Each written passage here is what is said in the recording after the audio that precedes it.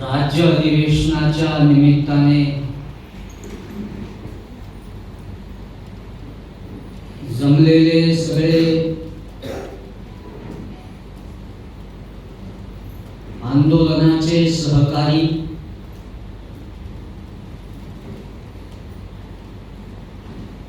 आजच्या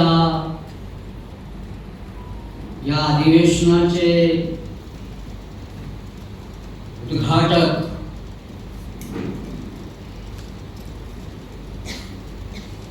माननीय सुनील शेळके, चित्रपट निर्माता फार महत्वाचा असतो. तुम्हाला ऍक्टर आश्वासन देऊ शकतो, दिग्दर्शकही आश्वासन देऊ शकतो,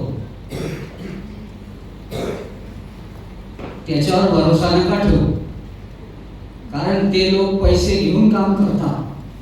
निर्माता पैसे लावून निर्मिती करतो आणि आम्ही ते लोक आहोत या सभागृहात बसलेले, जे सोसायटी या तत्वाच्या अनुषंगाने आपली साधनं व्यवस्था नव्या व्यवस्थेच्या निर्मितीच्या प्रक्रियेत लावत आहोत. आपणही निर्मात्या वर झालं, आपण निर्मात्याला बोलवलं.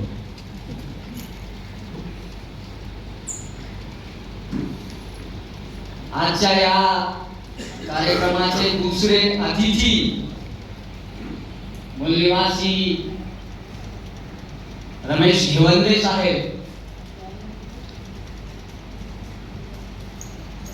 बामसेनच्या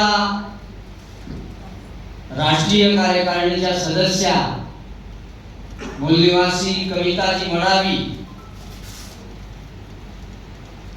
बामसेनचे राज्याचे अध्यक्ष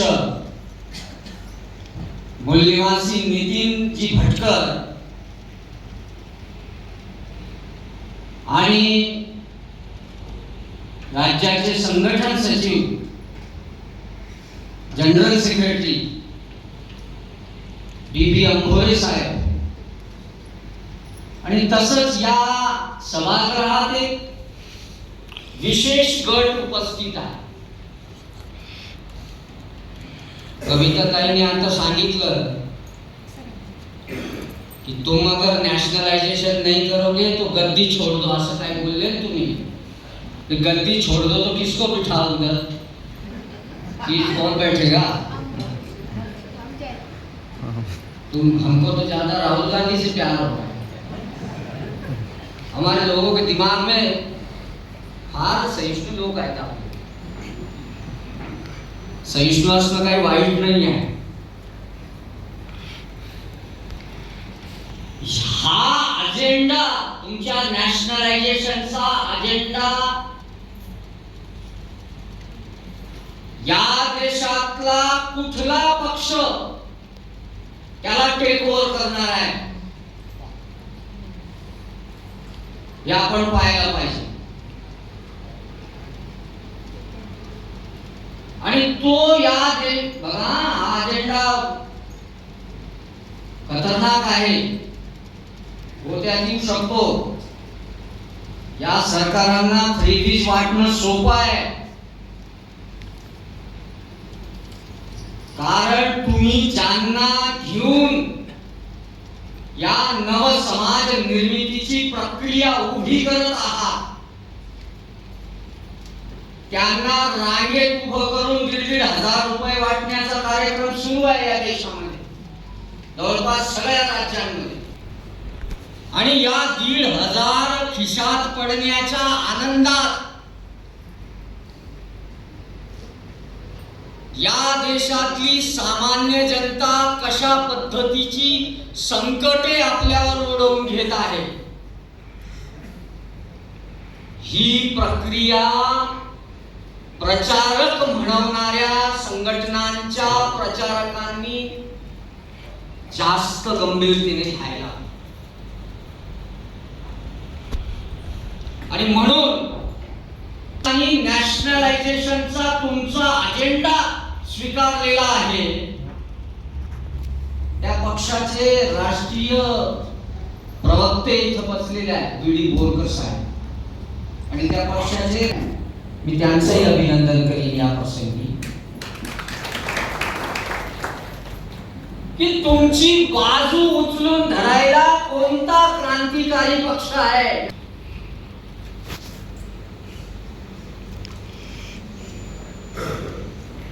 बामसेची एक मोठी परंपरा आहे आणि या व्यवस्था परिवर्तनाच्या प्रक्रियेत आताशा आपली जबाबदारी आणि आपण अशा टर्निंग पॉइंटला येऊन पोहोचलेलो आहोत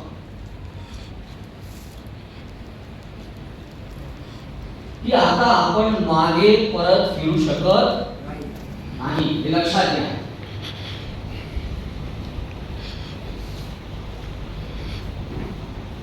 देशातल्या फुले आंबेडकरवादी चळवळींनी काय विषय घेऊन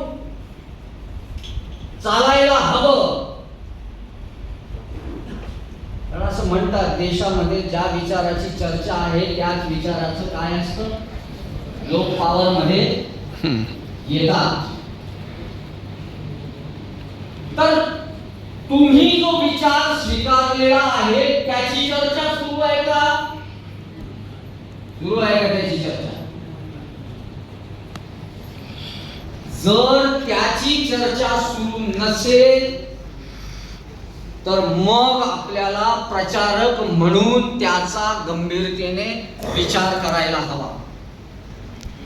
अलीकडे सोशल मीडिया किंवा काही अन्य मीडियामुळे आपलं मनही स्थिर नाही आहे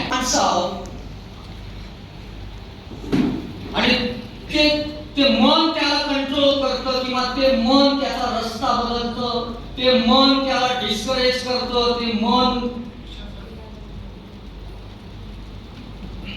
इथे समाज नाही आहे, इथे काही लोक बसलेले आहेत या सभागृहामध्ये आणि त्यांनी हा वसा घेतलेला आहे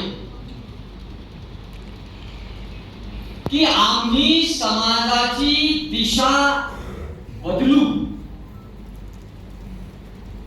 मग दिशा बदलत असताना या देशात ज्या काही घटना घडत आहेत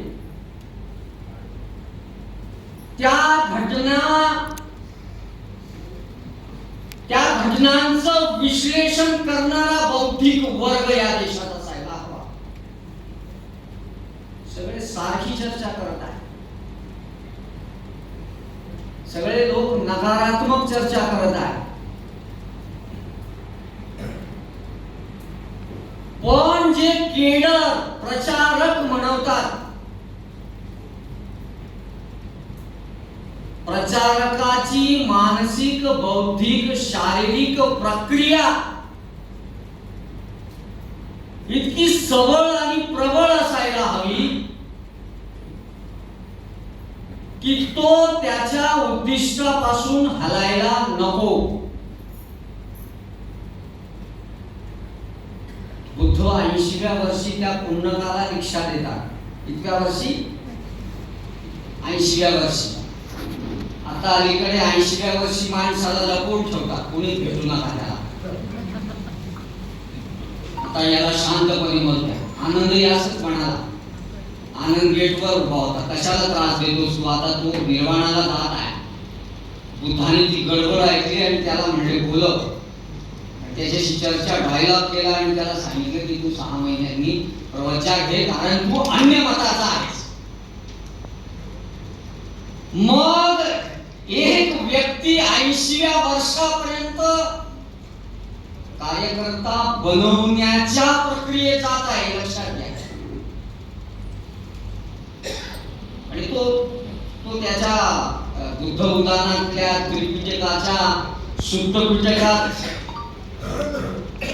एक उदाहरण आहे, काय म्हणतो त्याला आपण, सुप्त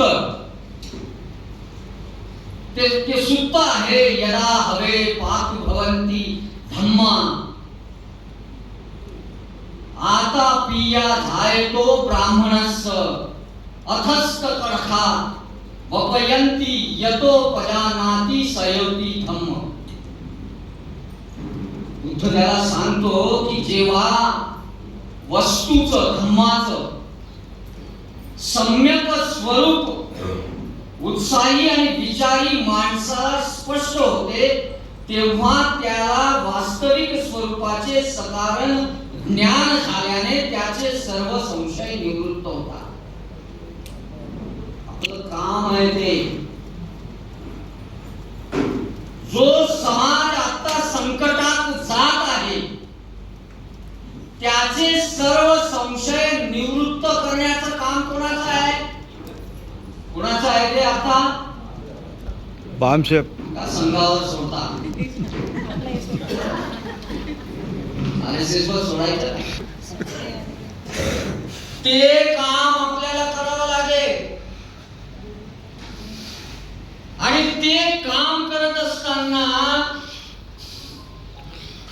बुद्धम्म करू नका. काय करू नका? वक्क कम्म. असा कम्म म्हणजे गटबाजी. आता ही गटबाजी म्हणजे कोणती गटबाजी? कोणती गटबाजी समजता तुम्ही?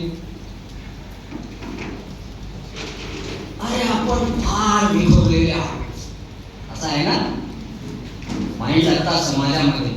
आपण सगळे एकत्र यायला हवे.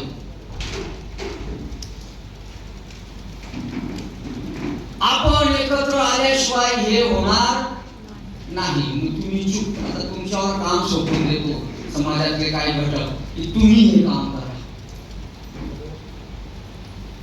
पण वग्गकम्म दुसऱ्या प्रक्रियेत सांगतो बुद्ध.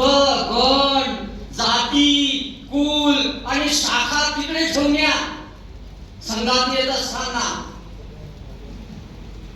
आपण सगळ्यांना मूल निवासी म्हणत आहोत ना. येवंदे साहेब म्हणले मला मूल निवासी शब्द आवडतो, पण राजकीय लोकांना अजून आवडत नाही. तो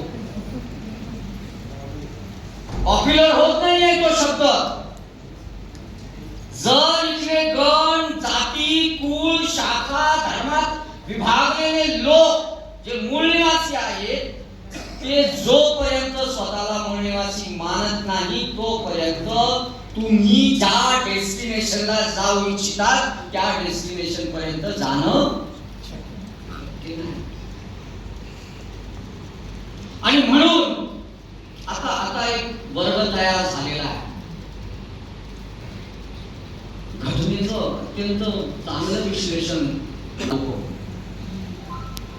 आपला प्रॉब्लेम झालाय. आपण 20-25-30 वर्षापासून खाजगीकरण याच्यावर तोंडाला फेस येईतोवर बोललो. अल्टरनेट काय दिला? खाजगीकरण वाईट आहे असं म्हणायला सोपं आहे. अल्टरनेट काय त्याचा? आणि तो अल्टरनेट कुठल्याही सामाजिक राजकीय पक्षांनी ते घेतला नाही.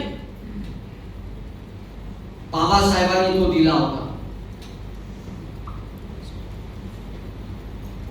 आणि आज त्या घटनांचं विश्लेषण आपण करत आहोत. आपल्या समाजामध्ये घटना घडून गेल्यावर तिचं विश्लेषण करण्याची मोठ्या प्रमाणात दिसून येते. घडलेल्या घटनांची कारणमीमांसा करणं तसं ठीक आहे, पण परिवर्तनवादी समाजासाठी ते पुरेसं नाही. खरा बौद्धिक हस्तक्षेप हा केवळ घडलेल्या घटनेचं विश्लेषण करणारा नसून घडणाऱ्या प्रक्रियांचा वेध घेणारा असायला पाहिजे. आणि तो वेध घेण्याची जबाबदारी आपल्याला समाजाने नाही दिली, आपण ती स्वतःहून घेतली ना. मग आपणही त्यांच्यातले होऊन जाऊ तर प्रॉब्लेम आहे ना. कारण वादळ आहे मोठं देशामध्ये.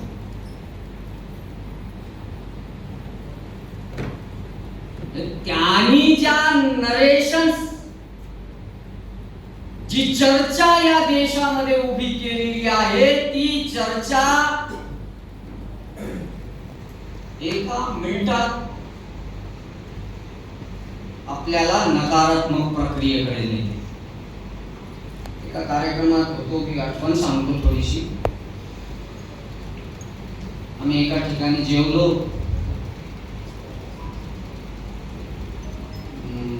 मासे खाल्ले. कार्यकर्ते पैसे द्यायला गेले काउंटरवर. तर त्या एका प्लेटचे पैसे खूप जास्त झाले असं आम्हाला वाटलं. 300 रुपये जास्त आहेत कडे असं आम्ही त्याला सहज बोललो. तो म्हणले साहेब महागाई वाढली म्हणले. मग मी जे पैसे देत होते कार्यकर्ते त्यांना म्हटलं बघा, मोदी बीजेपीचा विरोध सुरू झालेला आहे देशामध्ये. तर तो हॉटेलवाला पटकन म्हटला नाही साहेब महागाई आपल्यापेक्षा जास्त श्रीलंकेत आहे.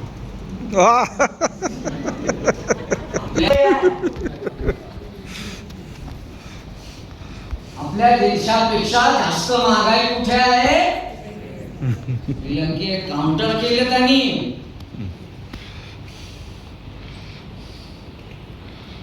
मग मी त्याला RSSचा काही केडर कार्यकर्ता समजू का? असं समजायला हवं का? त्यांनी ज्या पद्धतीने महागाईची गोष्ट आहे तिला काउंटर केलं त्यांनी. अप्रत्यक्ष म्हणजे तुमची कॉमन लोकांमध्ये तुमची चर्चा जर नसेल, तुमचं नरेशन जर नसेल तर मग परत समस्या आहे. अहमदाबादच्या अधिवेशनाला गेलो. नवे बामसेट मध्ये आलेलो होतो. तर जोरात चिमटा वाजायचो आम्ही पण. जोरात बोलायचो ऐसा आहे वैसा आहे, ये करेंगे वो करेंगे असं तसं. मग अहमदाबाद अधिवेशनाच्या बाहेर एक शेंगदाणे विकणारा माणूस होता. तो म्हणला ये क्या है? आम्ही म्हणलं त्याला ये बामसेफ है, ऐसा है वैसा है. अच्छा वो 85-15 वाला है. बघा कॉमन माणूस कशी हवा काढतो. ते 85-15 त्याला समजून गेलो. ते तिथे रुजणं आवश्यक आहे आणि ते रुजवण्याचं काम आपल्या कार्यकर्त्यांना नेटानी आणि न थकता करावा लागणार आहे. एक गोष्ट आपण या प्रसंगी लक्षात घ्या. राज्यातले सगळे लोक आले आहेत म्हणून हे बोलतोय. आपण देश पातळीवर जो अजेंडा चालवत आहोत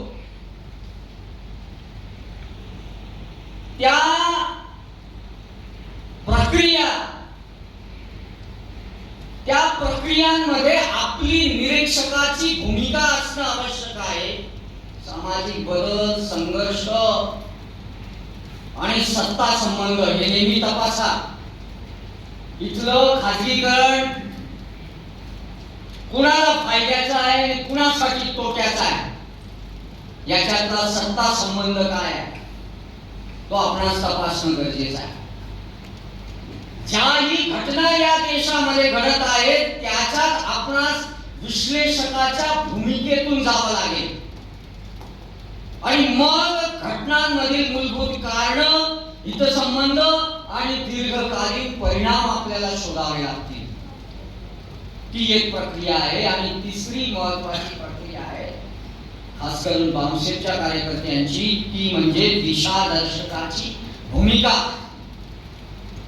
संभाव्य परिस्थितीचा अंदाज घेऊन समाज आणि संघटनेसमोर पर्यायी रणनीती मांडणे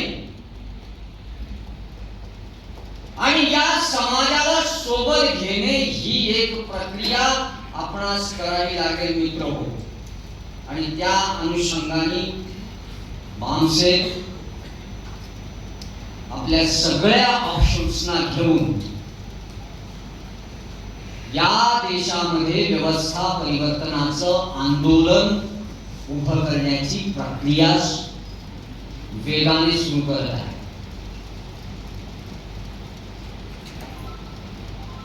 एकीकडे जनतेमध्ये एक निराशा आहे.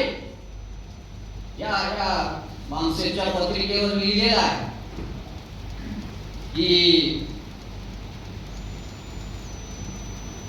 भारतीय संविधान सम्मान सुरक्षा PS4 राष्ट्रव्यापी जनजागरण अभियानाच्या अंतर्गत हे राज्य अधिवेशन आपण करत आहोत.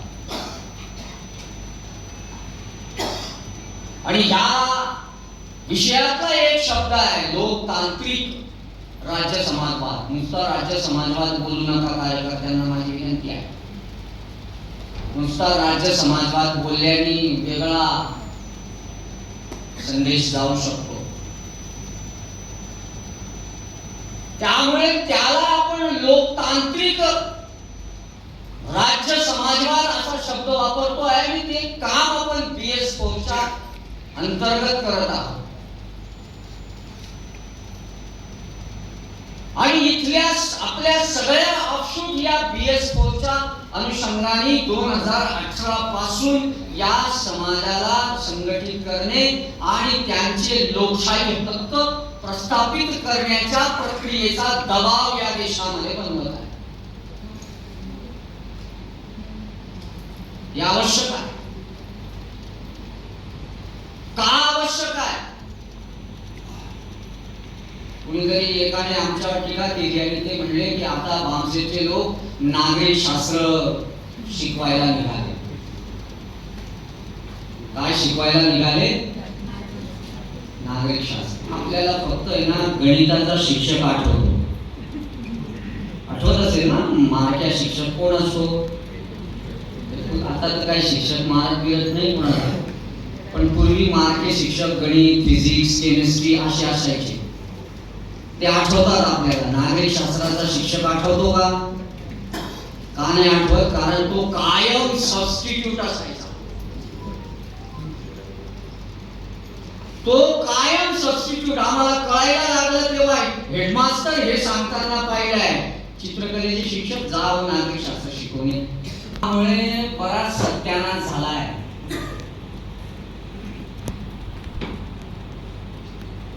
ग्रॅनव्हिल ऑस्टिनने संविधानावर चांगलं विश्लेषण केलेलं आहे आणि त्याच्यात तो असं म्हणतो की या देशाचं जे संविधान आहे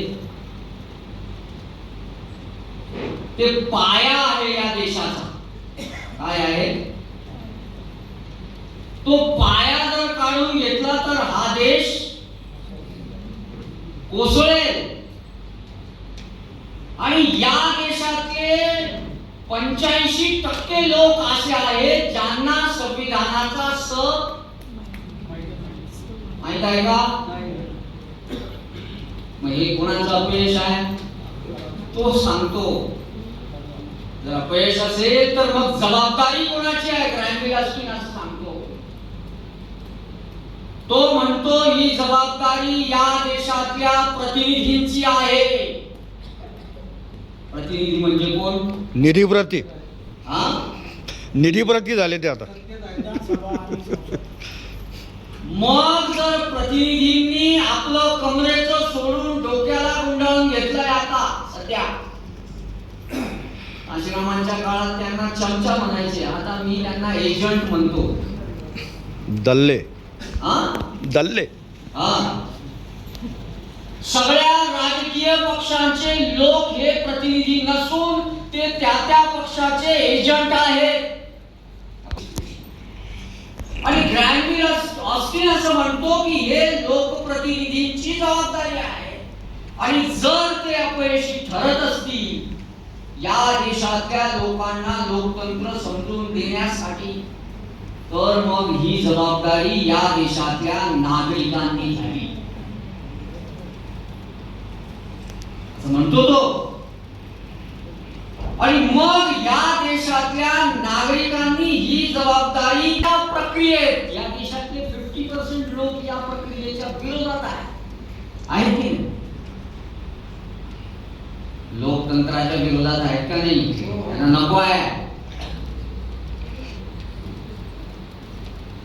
मग आपल्याला याचा विचार करावा लागेल की काय होईल जर 50% लोक ज्यांचं कल्याण त्याच्यातून होणार आहे, जे या सभागृहात नाहीत, हे लक्षात घ्या. इथे जास्त बाता मारून उपयोग नाही.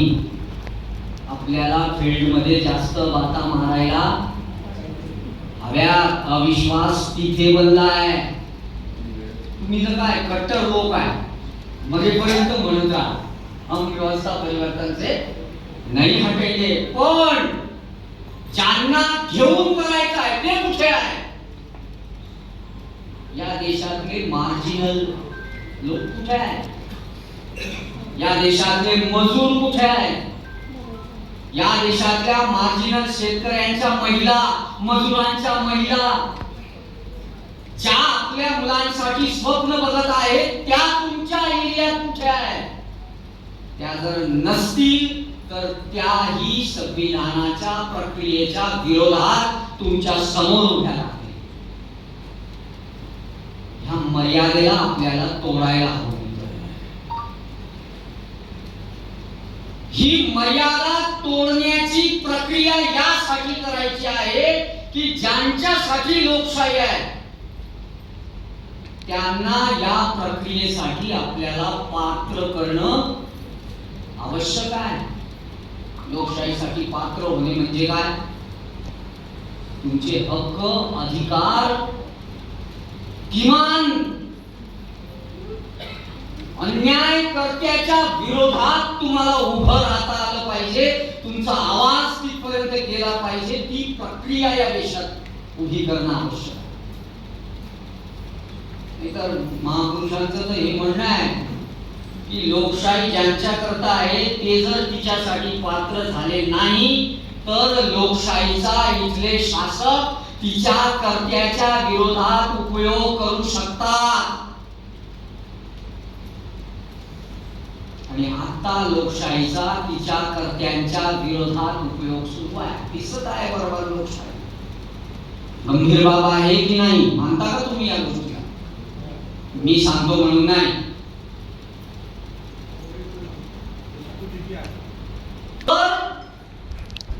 कारण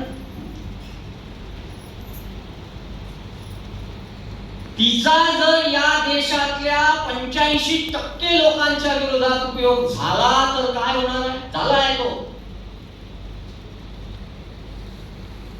आताची लोकशाही भांडवलदारांच्या हातात आहे. तिला ते लिबरल डेमोक्रेसी म्हणतात. आणि लिबरल डेमोक्रेसी मध्ये फक्त तुम्हाला असं फील होतं की आपण लोकशाही देशात आहोत आणि या देशामध्ये लोकशाही आहे याची प्रक्रिया फक्त 2 गोष्टीतून दिसते. कुठून दिसते? वोटिंग. तुम्ही जे मताधिकार वापरतात त्यांनी 2च गोष्टी शिकवल्या आपल्याला. काय शिकवलं? ठप्पा कसा मारायचा, मध्ये मारायचा, आजूबाजूला नको मारू, असं शिकवायचं ना. यंत्रणा शिकवते सगळं. आणि आता म्हणतात बीप वाजल्याशिवाय वोट नको उचलू. ईव्हीएम मध्ये वोट कसं करायचं आणि ठप्पा मारून वोट कसं करायचं याच्या पलीकडे या देशातल्या लोकांना लोकशाही अधिकार सांगण्याची प्रक्रिया झालेली नाही मित्रो.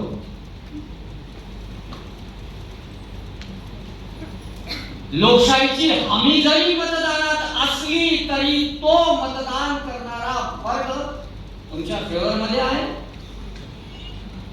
मग समस्या आहे काय? आपण आयसोलेशन मध्ये चालवणार आहोत काय? मग आपण या प्रक्रिया आयसोलेशन मध्ये जर चालवत असू तर याचं परिणाम दिसणं शक्य नाही. आणि याचा परिणाम जर दिसावा लागत असेल तर आपल्याला जिथे लोकशाही वंचित समाज वसतो तिथं जाणं गरजेचं आहे. आपण ठरवू 4 भिंतींमध्ये प्लॅन बनवू कसं जायचं. कारण या देशातली आपण जे नॅशनलायझेशन म्हणत आहोत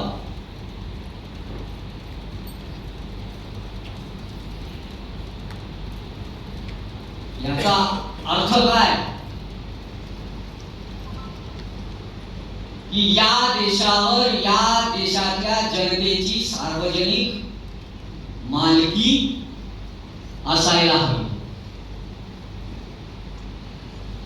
ही सार्वजनिक मालकी असायला हवी हे असं आपण का म्हणत आहोत. ते यासाठी म्हणत आहोत की या देशात जी ही गोष्ट उत्पादित होत आहे तिच्यात आपला सहभाग आहे की नाही. आहे ना. वाटतं का तुम्हाला. नाही आहेच.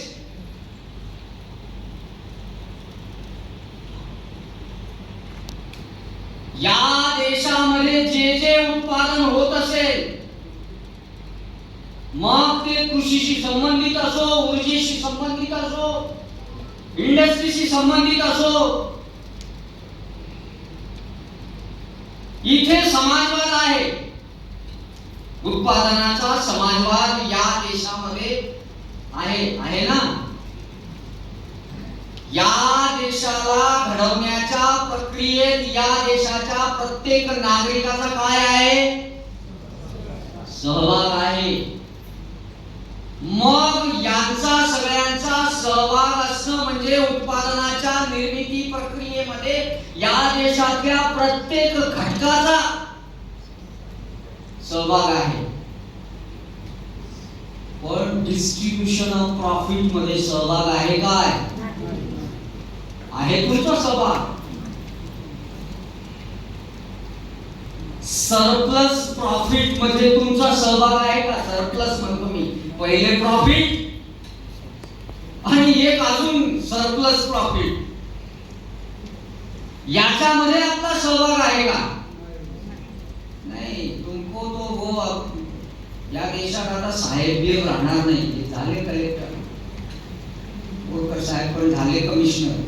मल्टीनॅशनल कंपनी मध्ये त्याला साहेब नाही म्हणत. तो पण एक वर्करच आहे ना. पूर्वी रेव्हेन्यू डिपार्टमेंटचा फोन आला की सगळे विभाग टाईट होत आहे. रेव्हेन्यू कडून वरिष्ठ कार्यालयाचा फोन आला. आता त्यांनी अशी सिस्टीम बनवली. नो साहेब सारे ब्लू शर्ट वाले वर्कर है ना. तर ही वर्करची जी मानसिकता असते ती काही विद्रोहाची वगैरे बनत नाही. या देशामध्ये नॅशनलायझेशनची प्रक्रिया 1970 पासून सुरू झाली. ती बाबासाहेबांच्या दबावामुळे 1952 त्यांचं भाषण आहे. सभेतलं त्यांचं भाषण आहे. 9 डिसेंबर 1946 9 डिसेंबर 1946 ला संविधान सभा सुरू झाली आणि ते भाषण देण्याची संधी बाबासाहेबांना 17 डिसेंबर 1946 ला मिळाली. बघा एक गोष्ट आहे. पहिली गोष्ट जी सांगितली की त्या सरप्लस प्रॉफिट मध्ये त्याला वाटण्यामध्ये तुमचा सहभाग नाही. म्हणजे या देशामध्ये डिस्ट्रीब्युशनचा समाजवाद नाही. अजून आणि लोकशाही सांगते आर्टिकल 37-38 नुसार राज्याला निर्देश देते की सगळ्यांना समान प्रक्रियेतलं त्यांची जी आर्थिक स्थिती आहे ती बनवण्याची आवश्यकता आहे. झालं का 80 वर्ष? आता 80वा हे केलं आपण. मग हे या देशातल्या जनतेला माहित आहे का? बाबासाहेबांनी इथल्या राजकीय प्रक्रियेमध्ये जे ठरवणार होते या देशातल्या लोकांचं भवितव्य, तिथे हस्तक्षेप केला. नुसता प्रोटेस्ट नाही, आपण अलीकडे प्रोटेस्ट करतो.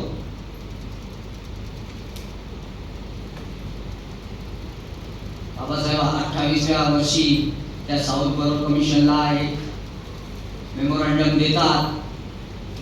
मग त्याच्या 10 वर्षांनी सायमन कमिशन येतं. त्याच्यानंतर बाबासाहेब धावतात, संविधान सभेत जातात, त्याच्या आधी कम्युनल अवॉर्ड मिळतो. त्याच्यानंतर तुमचं प्रतिनिधित्व फिक्स होतं, ते संविधानात लागू होतं. 1919 ला एक साधं मेमोरंडम 10 पेजचं देतात बाबासाहेब. हे सगळं फिल्मी दाखवणार नाही आहे, तुम्हाला सांगतोय, काही आयडिया पण देतोय निर्माते म्हणून. नुसता बाबासाहेबांचा जय जयकार करून भागणार नाही. ज्या ड्रॅमॅटिक घटना बाबासाहेबांच्या जीवनात घडलेल्या आहेत त्याचंही कधी चित्रण करण्याची वेळ मिळाली तर ते करा. मी थोडा थिएटरशी संबंधित असल्यामुळे मी लिहितोय आता एक नाटक शंभूक स्क्वेअर.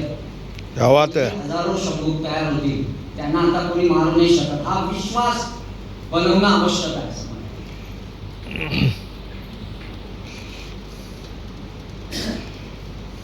आणि त्या प्रक्रियेमध्ये जेव्हा बाबासाहेब 13 डिसेंबरला ती प्रक्रिया वर आपलं भाष्य देतात, नेहरू अतिशय आनंदित आहे.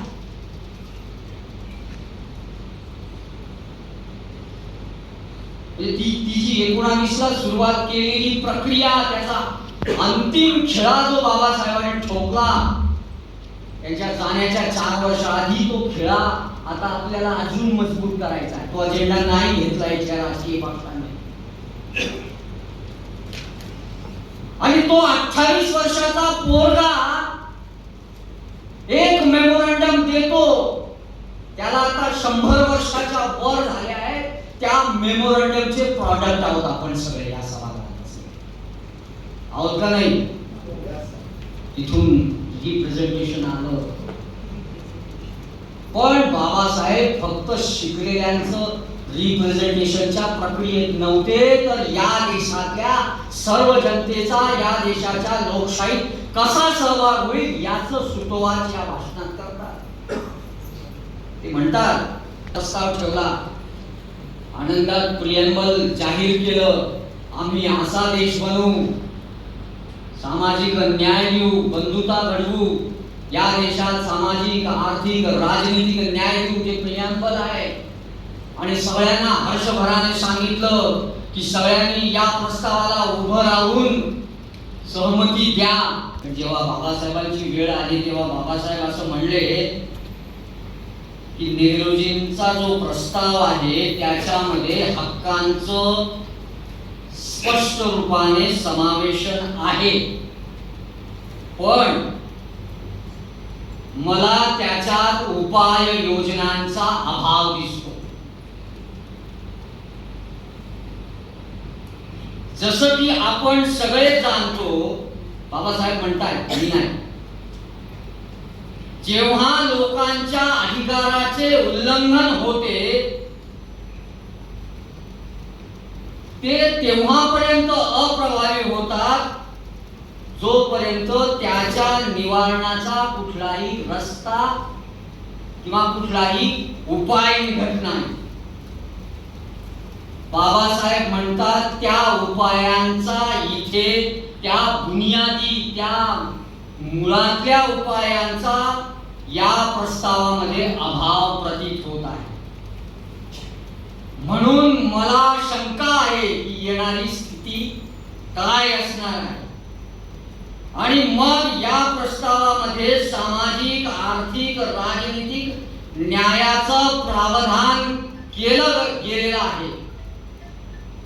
या प्रस्तावातल्या प्रक्रिया मध्ये इमानदारी आहे याच्यामध्ये मला कुठलाही संदेह नाही. परंतु या प्रस्तावात प्रावधानांची देखील आवश्यकता आहे आणि मला अशी आशा होती, बाबासाहेब असं म्हणतात की देशातल्या आर्थिक सामाजिक न्यायाचं कार्यान्वयन, कृषी आणि उद्योगाचं राष्ट्रीयकरण करण्याचं प्रावधानाचं प्रस्ताव या माध्यमातून करणं आवश्यक आहे. काय म्हणतात ते? कृषी आणि उद्योगांचं नॅशनलायझेशन. पण ते पुढे असं म्हणतात नाही की आता कुठलंही भावी सरकार समाजवादी अर्थव्यवस्थेशिवाय या देशामध्ये सामाजिक, आर्थिक, राजनीतिक न्याय कसं देणार. एक माणूस जो फक्त संविधान सभेत जाण्याच्या प्रक्रियेत संतुष्ट नाही. भालचंद्र मुंगेकरांना एकदा विचारलं होतं की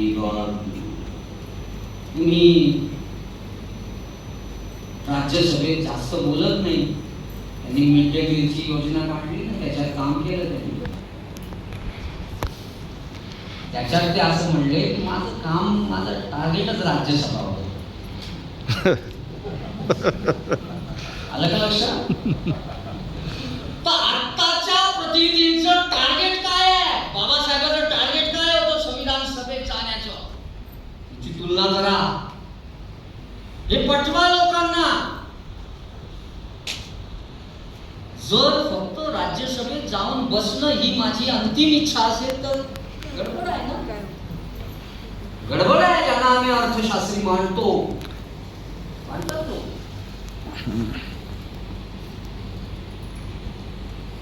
पण या देशामधल्या उदारीकरणाचा आमच्यावर काय प्रभाव झाला याच्यावर एकही शब्द नाही यांचा.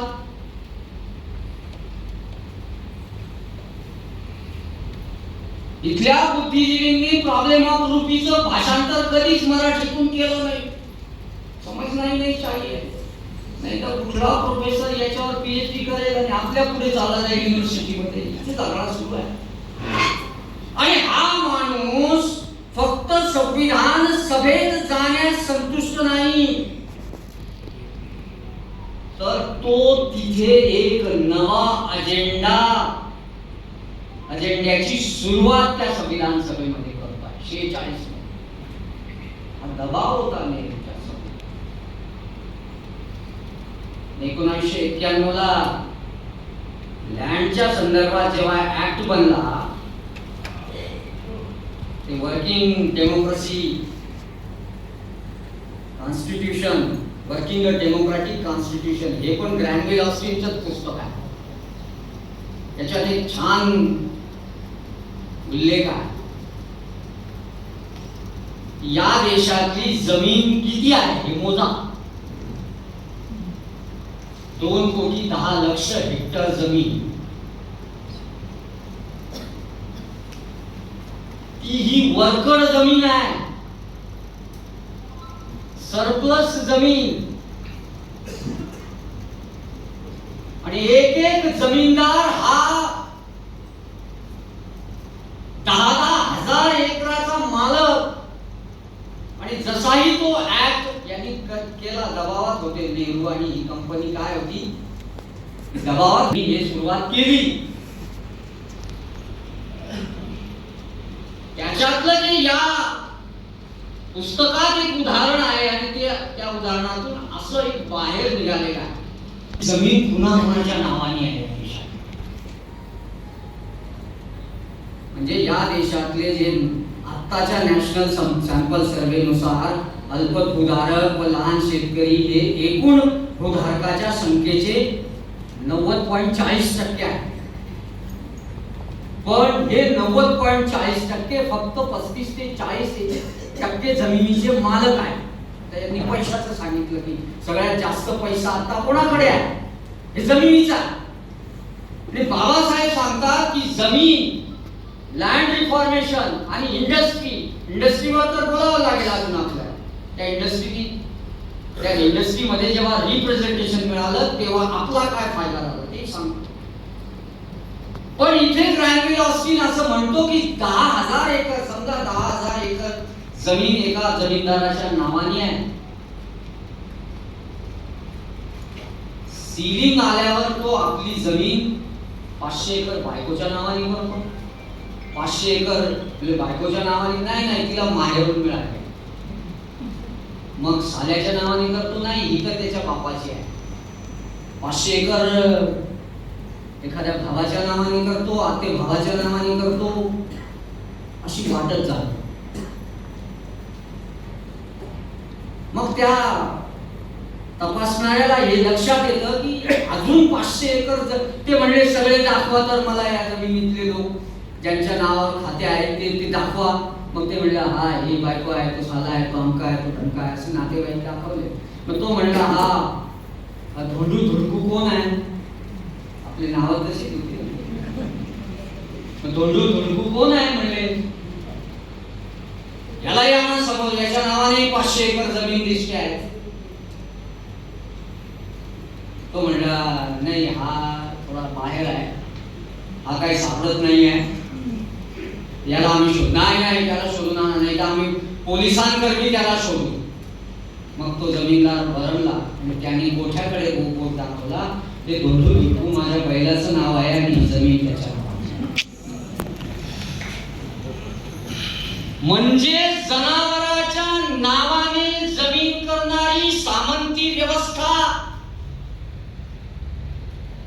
ही स्वातंत्र्यानंतरही टिकून होती, आताही आहे.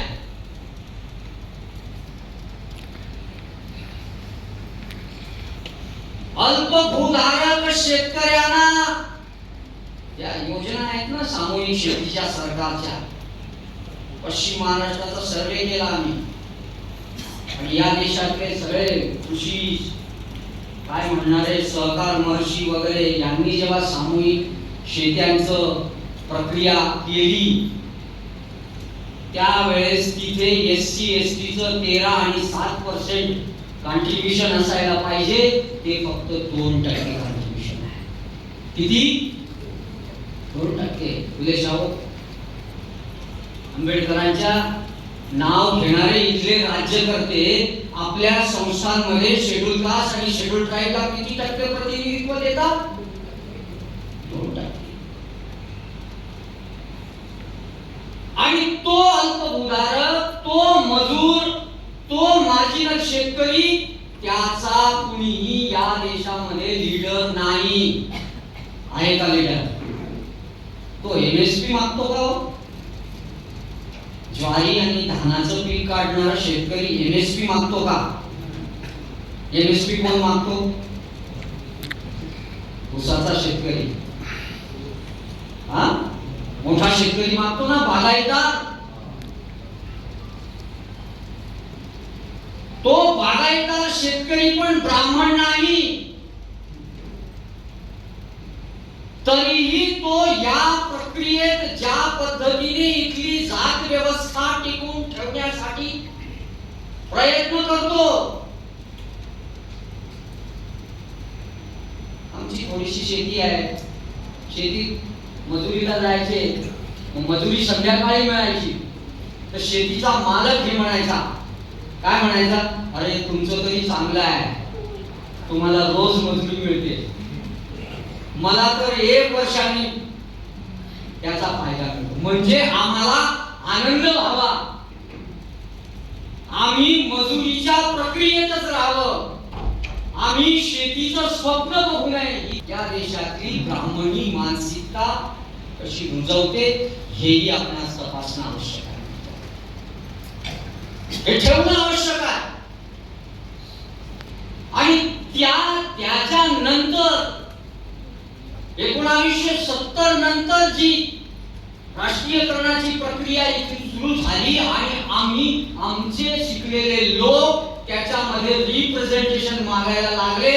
काय योगायोग आहे, 78 साली कॉन्सेप्ट सारखी संस्था इथं उभी राहिली आणि ती आपल्या अधिकारांच्या संदर्भात जनतेला सांगत राहिली. ती पुढे चालून 90-95 मध्ये या देशातल्या राजकीय प्रक्रियेत हस्तक्षेप करायला उभी राहिली आणि त्याच्यानंतर ती या देशाचा शासक बनण्याचं स्वप्न बघायला लागली. त्या 91 पासून तुमचं डिमॉलिशन सुरू झालं. मला कधी कधी असं वाटतं ना, बीजेपीने आपला कमी सत्यानाश केला, काँग्रेसनी 10 पटीने आपला सत्यानाश केला.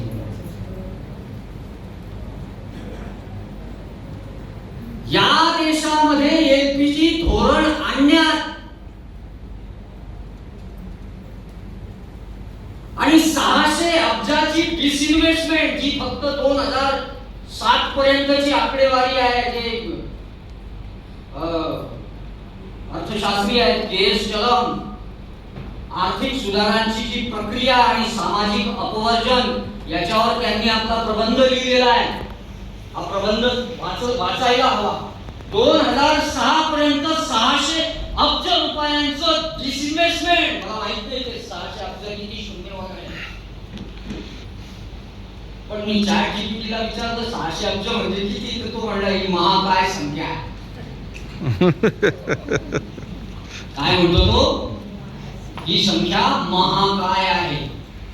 मग हे 2006 आणि 7 पर्यंत आहे.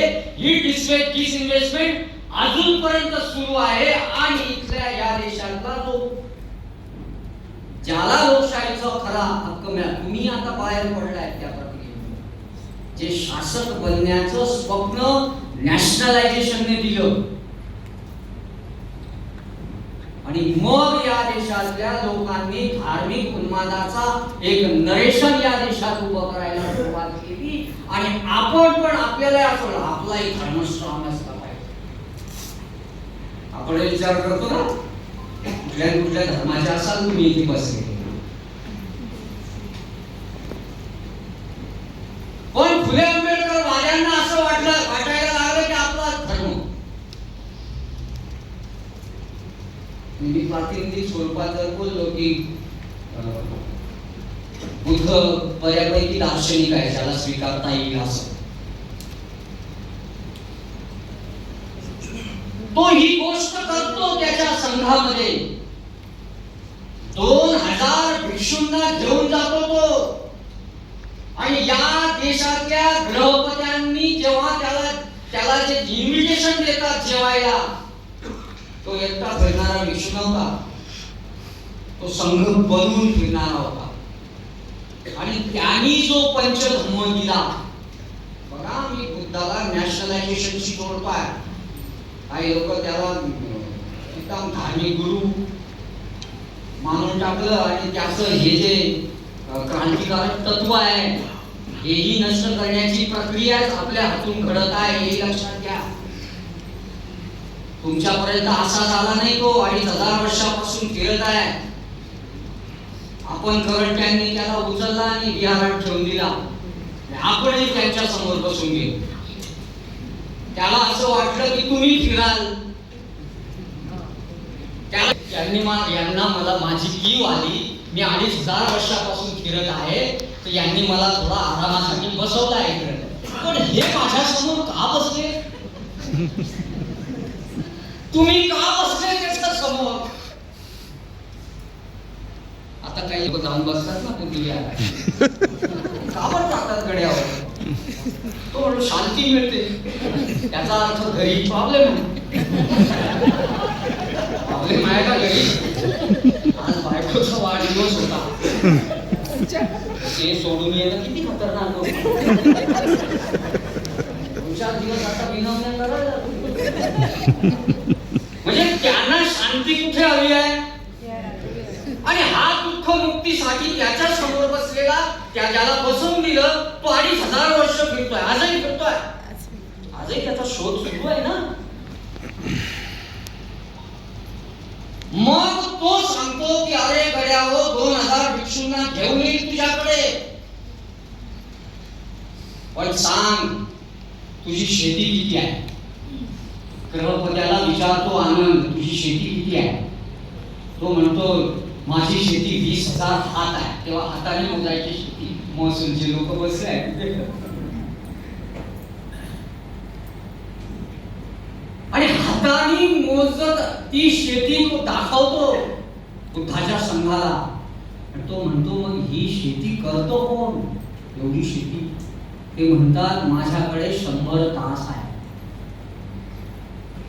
मग बुद्ध असं म्हणतो, आनंद असं म्हणतो की आमचे नियम आहे जेवायला यायचे. जर ते नियम तुम्ही स्वीकारले, अटी जर तुम्ही स्वीकारले तर आम्ही तुमच्याकडे जेवायला येऊ. आणि दासांना तो असं म्हणतो की तुम्ही दासांना वेतन देता का? होय देतो. तुम्ही दासांच्या मुलाबाळांच्या राहण्यासाठी व्यवस्था करता का? तो गृहपती म्हणला होय करतो. तुम्ही त्यांचं औषध पाणी वगैरे सुटी वगैरे देता का? करतो. 3 गोष्टी झाल्या. चौथी पुढी कशी होती म्हणे तुमच्या हिश्श्यातला वर्कर मूल्य दासांमध्ये वाटतात का? काय आहे वर्कर मूल्य? दिस इज सरप्लस प्रॉफिट. तो काय डोळ्याला बुद्धम शरणम गच्छामी करत होता का? ते असं बोलत असताना दासांच्या पोटात आनंदाच्या ओकळ्या फुटत असतील. आमचे बापदादेच होते ते की अरे हा कोण साधू आहे आमच्या बद्दल बोलत आहे गणपत्याला, आमची नोकरी घालवतो का काय? तो म्हणतो दासांना सरप्लस प्रॉफिट द्यायला हवं. जेही उत्पादन होतं त्याच्यातलं नफ्याच्या उत्पादनातला हिस्सा त्यांना द्यायला हवा. ठीक आहे देऊ आम्ही याच्या पुढे. कन्व्हिन्स आपण सामंतवाल्यांना जे ब्राह्मण नाही त्यांना कन्व्हिन्स करू शकलो नाही ही आपली मर्यादा आहे. आपल्याला शोधावे लागतील ते उपाय. ते जाती व्यवस्थेच्या प्रक्रियेत आहे. आणि 5वं विचारतो की मी जेवायला येऊ किती दासांना मुक्त करशील? काय म्हणतो तो? किती दासांना मुक्त? म्हणजे असं झालं की बांगसेच्या राष्ट्रीय अध्यक्षाला जेवायला बोलवलं कोणीतरी यांनी. मी यांच्या घरी जातो आणि सांगतो की तुमच्या घरी मोलकरी कोणी कामगार आहे का? होय मग आहे. हा याचा 500 रुपये पगार वाढवत असाल तर मी येतो जेवायला. यांची बायको म्हणे या दाढीवाल्याला आयुष्यात इकडे आणायचं असं बोललो. मी चुपचाप जेवलं पाहिजे का नाही? पण हा माणूस हा म्हणतो किती दासांना मुक्त करशील आणि तुझ्या 20,000 हात जमिनीतली किती जमीन देशील? तो म्हटलो मी 10 दासांना मुक्त करेन. आणि मग जेवल्यानंतर दासांच्या मुक्तीचा कार्यक्रम आणि मग प्रवर्जेचा कार्यक्रम ही पंचधम्माची क्रांती आहे. तो तिथे अधिकार देतो आहे. आपलं चालू आहे बुद्धं शरणं गच्छामि. नो बुद्ध त्या परिपेक्षात बघू नका हेही सांगा. बौद्ध चळवळीचा फार गौरव आहे. पण बुद्ध नुसता डोळे लावून बसणार गेला तर मग समस्या होईल. आणि तो तिथे दासांचं डेव्हलपमेंट पदोन्नती करतो आहे. दास गुलामातून त्याला काय बनवतो आहे? शेतकरी, कम्मकर. आणि त्या शेतकऱ्यांचे पोर आपण मधल्या काळात ब्राह्मणी प्रक्रियेमध्ये आपण परत आता काय स्वप्न बघतात तुम्ही? कसं स्वप्न बघतात? काय मडकं इकडं घालायचं, इकडं ठेवायचं. इथे आपला तो पंचधम्माचा कार्यक्रम घेऊन त्यानं कार्यक्रम बनवला आणि या देशातल्या दासांची मुक्ती लोक बुद्धाचा जय जयकार करायला लागले.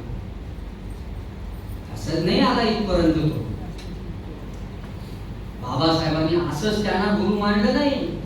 ते समाज क्रांतिकारक, महत्तम क्रांतिकारक बुद्धाला यासाठी म्हणतात की ती प्रक्रिया त्यानं उभी केली. आज आपण त्या 2000 भिक्षूंचे वंशज आहोत. आज आपली ती प्रक्रिया आहे. या देशातल्या 80 कोटी लोकांच्या मुक्ततेसाठी जर आपण लढू, आपला वेळ देऊ, आपला पैसा देऊ तर सामाजिक व्यवस्था परिवर्तनाच्या प्रक्रियेत आपण जाऊ. क्रांतिकारी पक्ष उभा आहे, त्याच्या पाठीशी उभा राहा. येणाऱ्या काळात आपल्या जिल्ह्यामध्ये महिलांचं 1 दिवसाचा केडर कॅम्प होणार आहे. युवा छात्र परिषदा होणार आहेत. 20 सप्टेंबरला या देशामध्ये मजुरांची 1 लाख मजुरांची परिषद 20 सप्टेंबरला सगळ्यांनी आपल्या लोकांना सहित तिथे 1 लाख लोक जमले पाहिजे. महाराष्ट्रातून किमान 5000 लोक तिकडे उपस्थित असले पाहिजे. ही घोषणा करून मी थांबतो. जय भीम, जय मुनिवासी.